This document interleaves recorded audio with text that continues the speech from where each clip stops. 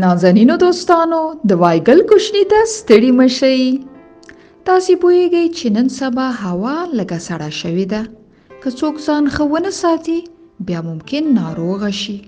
نو په دې هیله یم چې نازنین دوستان مې ګرم کالي واغوندي ترڅو روغ او خوښ واوسي. نن مې خپلو کوشنیو دوستانو ته یوه ښکلې کیسه انتخاب کړې ده او د کیسې نوم دی خیانت. وای نو یو مکار ګیدړ و چې هر وخت به یې په خپل چال او مکر ځان ته ښکار او ډوډۍ پیدا کوله. د ده په ګاونډ کې یو هوښیار کارغه اوسېده. ګیدړ چې هر څومره کوښښ وکړ تر څو کارغه په خپل دام کې واچوي ویې نه شو کړی.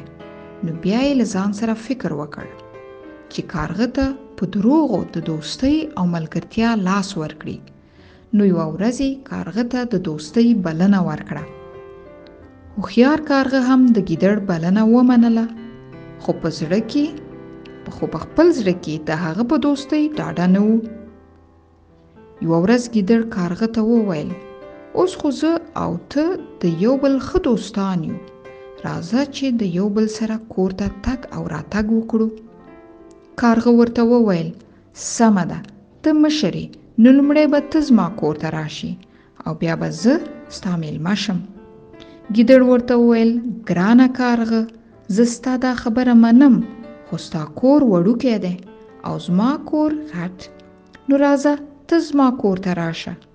بالاخره کارغه هم ورسره ومنله او ګیدړ په ډیره خوشحالۍ او غوړمالۍ کارغه کور ته راوباله.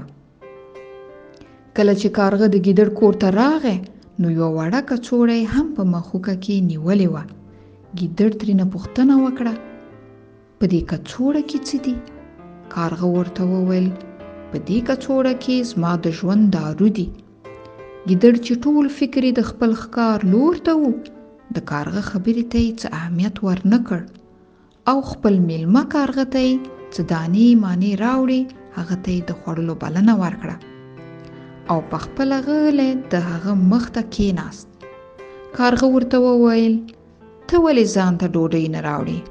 ګیدړ ورته وویل، ته خپله ډوډۍ خوره، زما فکر مه کوه، زه یې یو څو شېبې وروسته خورم.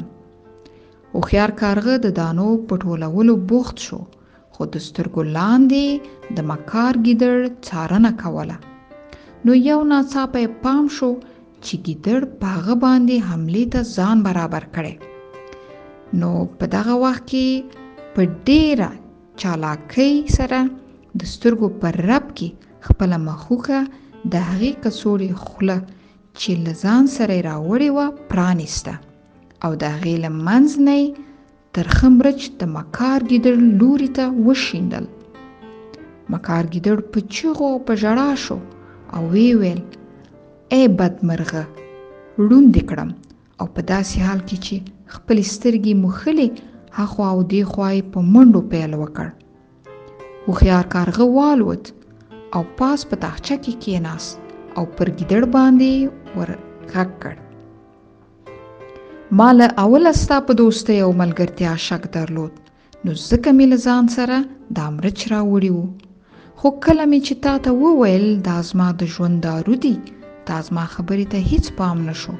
نو دا دی شکر، زه بیرته ژوندی پاتې شوم او ته مکار همداسې ړوند ګرځه تر څو بیا د چا سره په ملګرتیا کې خیانت ونه کړې او بیا خپله په خوشحالۍ د خپل کور خواته والوت. نازنینو کوشنیو، یو متل دی، وای مه کوه په چا چې وبشي په تا. د دې متل مطلب هم کټ مټ دغه کیسې ته ورته دی.